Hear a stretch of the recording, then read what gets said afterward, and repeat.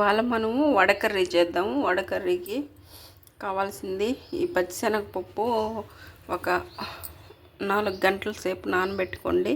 తర్వాత శుభ్రంగా వాష్ చేసేసుకొని ఇప్పుడు మిక్సీ పట్టుకుందాం. దీన్ని రుచికి సరిపడా కల్లుప్పు కొద్దిగా వేసుకుందాము. అట్లాగే దీంట్లోనే మనము 2 పచ్చిమిర్చి ఇలా అడ్డంకి తుంచుకొని వేసేసుకోండి. లవంగాలు ఒక 4, దాల్చిన చెక్క, ధనియాలు. దీంట్లోనే కొద్దిగా అల్లం వెల్లుల్లి పేస్ట్ వేసుకుందాం.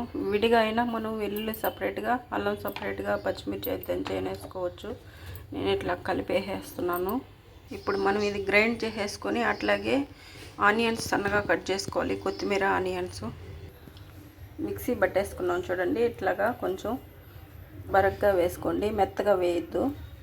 పచ్చిమిర్చి వేసాను కదా, చూడండి ఇట్లా బరగ్గా పట్టుకోవాలి. మరీ మెత్తగా ఉంటే బాగుండదు.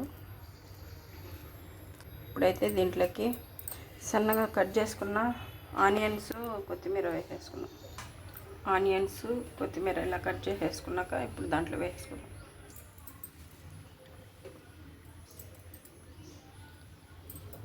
ఇవన్నీ వేసేసుకున్నాక బాగా ఇలా కలిపేసుకోవాలి. సోడా ఉప్పు ఏమీ వేయాల్సిన అవసరం లేదు. కావాలంటే వేసుకునే వాళ్ళు కొంచెం వేసుకోవచ్చు. ఇప్పుడంతా ఇది వడంతా వేసేసుకుందాం. ఇట్లాగా పెనం పెట్టేసి ఆయిల్ పోసేసుకోవాలి. ఇప్పుడు దీంట్లో ఈ వడలన్నీ వేసేసుకుందాం. ముందు ఆయిల్ కాగిందో లేదో కొంచెం అట్ట వేసుకొని చూద్దాం. చూడండి ఆయిల్ కాగిపోయింది కదా.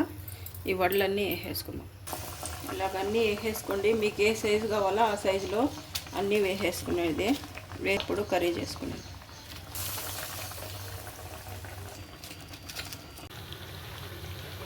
ఇలాగ అన్నీ వేసేసుకొని కాలిపోయాక పక్కకు తీసేసుకోవద్దు.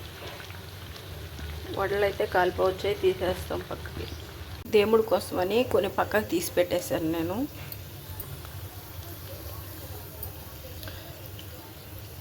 మనం ఓన్లీ వడకర్రీకి అయితే అంత పప్పు నానపోయాల్సిన అవసరం లేదు. నేను 1/4 కేజీ పోసాను పప్పు. అంత పోయాల్సిన అవసరం లేదు. వడకర్రీ ఓన్లీ వడకర్రీకి అయితే నేను ఏంటంటే దేవుడికి పెడదాము, మిగతావి వాడికి కర్రీ చేసేసుకుందాము అని చెప్పి అంత పప్పు పోసాను. అట్లాగే పిల్లలు కూడా తింటారని. మీరు ఓన్లీ వడకర్రీ చేసుకునే పని అయితే చూసుకొని మితంగా వేసుకోండి. పప్పు ఎంత మోతాదులో కావాలో అంతే వేసుకోండి.